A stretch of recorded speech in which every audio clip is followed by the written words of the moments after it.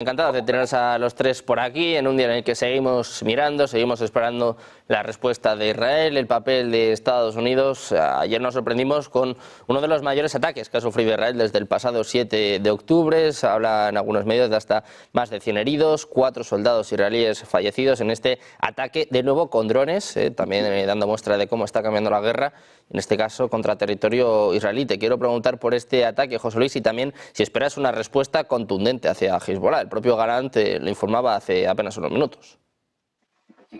Ahora, creo que a Israel se le ataque o no se le ataque, siempre sus respuestas son contundentes, ¿no? Porque siempre procuran dar esa imagen de dureza, de firmeza, especialmente con el Ejecutivo, con el gobierno que tiene actualmente, que lo que pretende es claramente decir, ellos son el gobierno que proporciona seguridad y que va a acabar con todos los enemigos que tiene el Estado de Israel. Un poco su energía en los bombardeos con todos los vecinos, sea en el Líbano, sea en Siria, y con los demás no lo tiene porque, bueno, ya han conseguido, Jordania renunció a la Cisjordania y al Jerusalén del Este, Egipto recuperó el Sinaí, pues ya no tienen problemas con los demás, pero bueno, siempre se ha visto esa vecindad, se puede decir peligrosa, pero con Netanyahu se ha aumentado mucho esa peculiaridad. Las circunstancias de ahora, aparte de que Hezbollah también haya estudiado las posibilidades que tenía de ataque, como le pasaba a Israel, que sabían que tarde o temprano iban a volver a enfrentarse, y se puede decir que han utilizado para que las defensas israelíes siempre sean contra los cohetes. Bueno, pues tenían preparados sus remesas de drones que se ve que están, bueno, pues aprovechando los huecos que deja, bueno, pues un escudo antiaéreo que estaba muy activado para otro tipo de enemigos, ¿no? Y que los drones tienen esa mayor flexibilidad para poder llegar a las bases militares y atacar. Aquí señalaría también un segundo aspecto, tener en cuenta, sobre todo por el tema de imagen, ¿no? Israel está siendo muy castigado a nivel de opinión pública internacional, bueno, pues por las matanzas que está desarrollando la Franja de Gaza y el número de decenas de miles de muertos civiles. Como vemos, Hezbollah no está ahora bombardando de una manera, se puede decir, indiscriminada los centros habitables del norte del Líbano. Sí que sucedió en uno de los campamentos de los Altos del Golán ocupados, donde murieron unos niños drusos ahí, y desde luego tuvieron, podemos decir, ese castigo a nivel internacional, pero como vemos, las últimas intervenciones de Hezbollah están procurando que sean casi limitándose a las unidades militares de Israel para crear un poco esa diferencia, ir ganando también en el panorama comunicativo, ¿no? Ante la opinión pública, que muchas veces tiene un desconocimiento de conocimientos y que ve, bueno, pues claramente ahora, bueno, pues a favor de quién pueden ir. Y preferentemente cuando uno no tiene muchos conocimientos va al más débil, ¿no? Y luego, en un tercer lugar, el objetivo conseguido, la unidad Golani, que es una de las de élite del ejército de Israel y la que tiene en su, podríamos decir, hoja de combate, bueno, mayor número de acciones en todas las guerras en las cuales pues, ha participado el ejército de Israel, ¿no? Así que atacar a la unidad Golani, bueno, pues es uno de los principales objetivos que sabe que le da a Hezbollah, bueno, esa cuestión de propaganda, de acción y esencialmente de acto vengativo, ¿no? Al ser una de las unidades que siempre ha protagonizado en mayor número los ataques a los vecinos, a la desarticulación de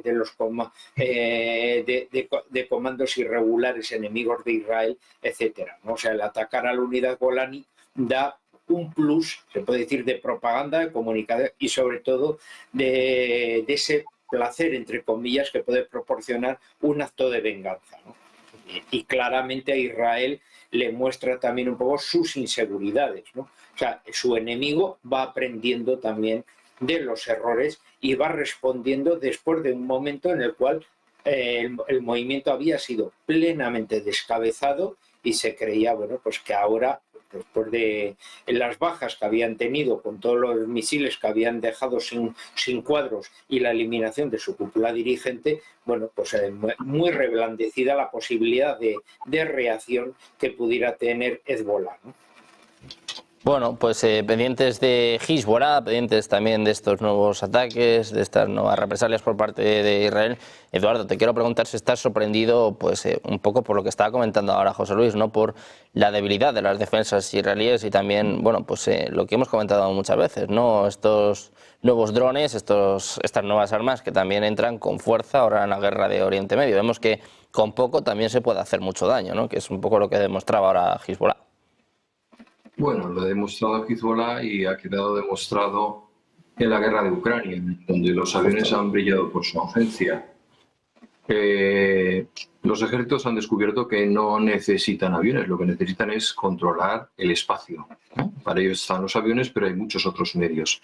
Irán hace ya unos años renunció a seguir la carrera en términos de aviación militar. Y apostó por la misilística y apostó por los drones, ¿no? De hecho, le vende, ya lo hemos señalado varias veces en este programa, ¿no? Muchos drones a Rusia en su guerra con Ucrania.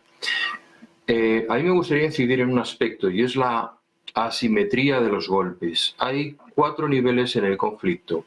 En un primer nivel sería la destrucción de instalaciones, de infraestructuras clave. Bien, eso digamos que esa línea la ha traspasado tanto Hezbollah como, cuando digo Hezbollah barra Irán, de acuerdo, como Israel.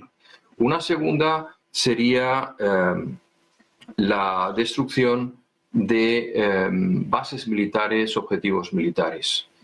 Con este ataque a la unidad Golani, es una de las primeras del año 48, como se ha señalado antes, es un acto de propaganda muy potente porque es una de las unidades de élite más reconocidas, es una de las unidades que más ha luchado también en la Franja de Gaza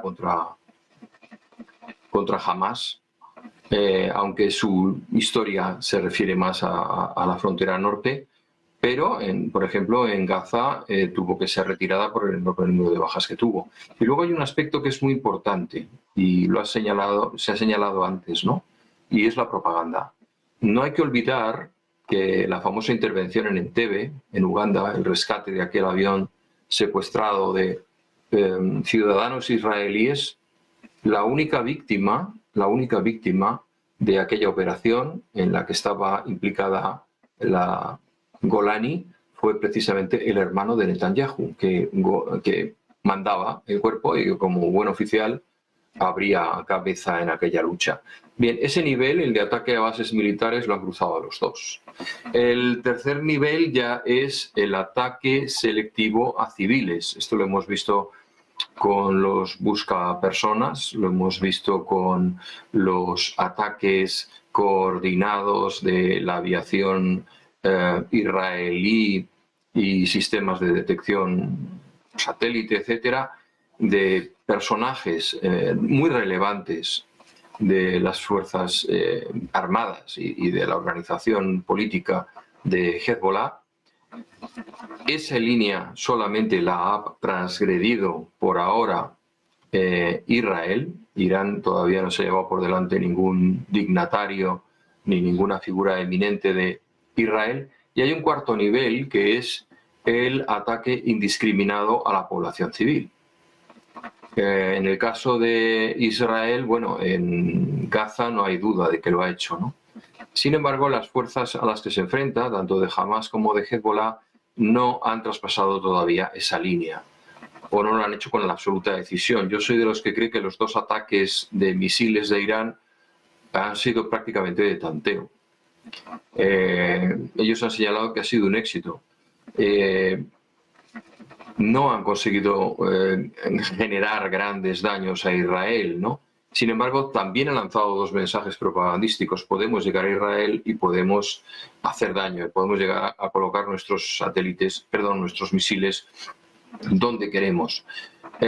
No hay que olvidar también que Irán tiene una poderosísima fuerza de misiles, pero poderosísima. ¿Y qué significa eso? Pues igual que ha pasado con Golani, que por cierto está en un lugar tan distante como entre Tel Aviv y Haifa, es decir, a mitad de un poco de la geografía de Israel, ¿de acuerdo? Es una infiltración importante, pues mandaron varios drones que fueron destruidos, pero uno llegó.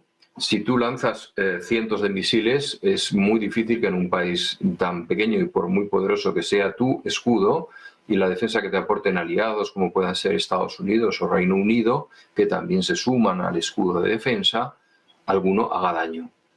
Ese momento cada vez está más cercano. Y por último quería señalar el riesgo nuclear. El riesgo nuclear lo ha eliminado Israel hasta ahora de dos maneras, con asesinatos selectivos o ejecuciones selectivas, como dirían ellos, de ingenieros, expertos, etcétera, y por otro lado con ataques cibernéticos que han hecho que las aceleradoras, ¿no?, las centrifugadoras de uranio, pues se rompieran, colapsaran. Bien, en el momento en que Irán tenga la bomba atómica, y digo tenga, no que la arroje, en el momento en que tenga la bomba atómica, la actitud de Estados Unidos va a ser completamente diferente, completamente diferente. Y entonces, algo que empezó como una represalia a un ataque terrorista de Hamas en la Franja de Gaza, y no hay que olvidar que un terrorista es un patriota en el lado contrario y viceversa, ¿no? O sea, la verdad es que la batalla de las palabras también está jugando en los medios de comunicación a los intereses israelíes, lo cual no lo digo como crítica ni mucho menos, ¿no? Pero es así. En el caso de que la tengan, yo creo que ha llegado el momento de que esa gran batalla pendiente se dé y veamos una escalada inusitada en la zona y desde luego con medios mucho más poderosos. Israel está detrás de ello, Estados Unidos, incluso los países europeos no se pueden permitir un nuevo actor en el club de los 9 que tienen bombas atómicas y yo creo que la situación cambiaría dramáticamente, ¿no? De ahí que estén diferenciando entre el pueblo y el gobierno de Irán, como para, vamos, esto no va contra vosotros como nación, sino que va contra la gente que se está metiendo en un callejón sin salida, etcétera. Y sin duda, si gana Trump, el apoyo a Israel será muchísimo más abierto. De hecho, Donald Trump fue el presidente que hizo de Jerusalén la capital reconocida de Israel, cosa que otros países europeos no han llegado a hacer. Bueno, pues pendientes de Irán y de Israel, hoy por cierto teníamos al portavoz del gobierno que no descartaba ataques a instalaciones nucleares, así que parece de momento que todas las opciones están abiertas. Adrián, te quiero preguntar también por esto, por este ataque doloroso que el propio jefe de la brigada admitía, ¿no?, de cómo Israel se está mostrando vulnerable, ya no solo en el ataque de hace apenas un par de semanas por parte de Irán, sino ahora en estos últimos ataques por parte de Hezbollah. No sé si ves cada vez más problemas para Netanyahu, que eso sí sigue teniendo el apoyo de Estados Unidos. Bueno, no es que este ataque en sí mismo vaya a cambiar seguramente el curso de las cosas, es, digamos, un paso más. Por un lado, ya lo han comentado mis compañeros, en dejar claro la asimetría en cómo está actuando Israel y cómo están actuando sus enemigos dentro de estos enfrentamientos con respecto a la población civil.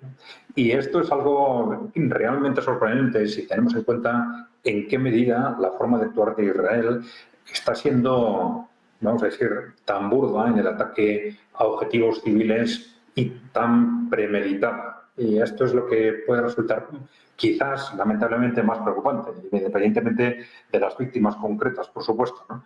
Pero esos ataques generalizados sin discriminar si hay objetivos militares o no, mezclados con, de pronto, destrucciones de mezquitas, algo absolutamente innecesario, destrucciones de escuelas, ¿no?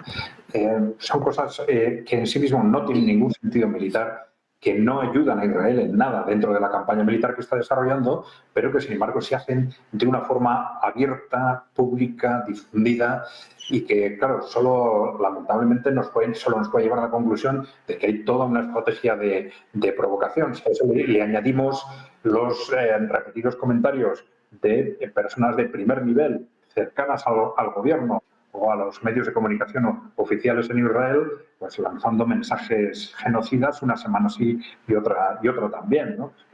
Hay que echar a los palestinos al mar, hay que echarles una bomba atómica, hay que dejarles sin alimentos. Bueno, y no pasa nada, no pasa nada internamente. La opinión pública internacional es escandalizada y se vuelve a escandalizar, pero lo siguen haciendo, ¿no? Entonces, lo realmente preocupante es el tipo de estrategia aparentemente de provocación, de escalada que todo esto revela. Por otro lado, claro, este ataque ha revelado que Hezbollah tiene una capacidad mayor de la que podía esperarse después de haber sido descabezado, ¿no? Entonces, esto es malo para Israel, desde luego, desde el punto de vista militar, pero es mucho peor lo que está sucediendo en tierra. Y esto sí era algo de alguna forma esperado. Es decir, se sabía que Israel tenía una superioridad total en el ámbito de la aviación. Esto le permite bombardear Líbano a placer, pero que en tierra, y conociendo los precedentes de 2006 y cómo han evolucionado las fuerzas a partir de entonces, pues este era el gran punto débil de Israel.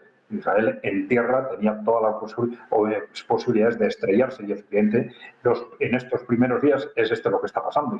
Israel está teniendo un fracaso tras otro en estos intentos de entrar por tierra en el Líbano. Bueno, todo esto está revelando una debilidad clara de Israel a la hora de confrontar al Líbano, pero que también concuerda con este planteamiento ya previo del propio ejército de Israel, que a pesar de que el gobierno estaba haciendo esa apuesta por atacar Líbano, el ejército no lo veía. ¿Y por qué, a pesar de que el ejército pensaba que esto no tenía sentido, el gobierno lo lleva adelante? Porque el gobierno está haciendo esa apuesta estratégica por una escalada a toda costa y de lo que se trataba era, al final, de una forma u otra, de obligar a Irán a intervenir, ¿no? Esto, digamos que, en cierta forma, lo han conseguido y ahora estamos en ese momento en el que parece que han conseguido aunque limitada, una intervención de Irán que ellos piensan que es una oportunidad histórica de conseguir esa gran escalada por la que estaban jugando. Claro, aquí la cuestión es, primero, que las capacidades, como han dicho mis compañeros, las capacidades de respuesta misilística de Irán son tremendas, que han demostrado con el reciente ataque que pueden llegar a cualquier punto de Israel, a cualquier punto de Israel al que quieran llegar, y que, bueno, no sabemos en este momento qué pasa con las capacidades nucleares de Irán. El hecho de que hayan hecho un par de declaraciones en el sentido de que ya no van a estar limitados por las normas, las FATAs, las normas internas que les decían que no podían utilizar armas nucleares, pues el que esto se anuncie públicamente quiere decir que están en ello. Según no se anuncia esto públicamente para que lo sepa tu enemigo si ya no estás preparado, porque si no le estás diciendo al enemigo ataca. Entonces, está claro que en caso de poner en marcha una escalada como la que parece que está pensando Israel, el riesgo de supervivencia de Israel es altísimo. Es decir, Israel muy fácilmente puede quedar borrado del mapa. El riesgo es tan grande que, claro, aquí tenemos una confluencia de intereses, si se quiere, de Israel y de Estados Unidos, porque Estados Unidos lo estamos viendo tanto en el Pacífico como en Oriente Medio como en Ucrania, está dentro de una estrategia de escalada a nivel mundial. Es decir, como la única forma en la que ven posible hacer frente a ese avance de los países emergentes.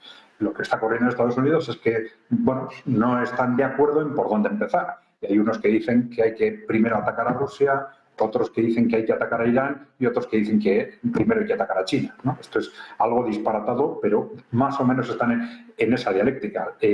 También vimos cómo en este debate tan terrible que se está también desenvolviendo estos días sobre el lanzamiento de misiles de largo alcance contra Rusia, que probablemente nos lleva de forma casi inmediata a una guerra nuclear, el gobierno de Estados Unidos se está posicionando a favor y ha sido el ejército el que le ha detenido.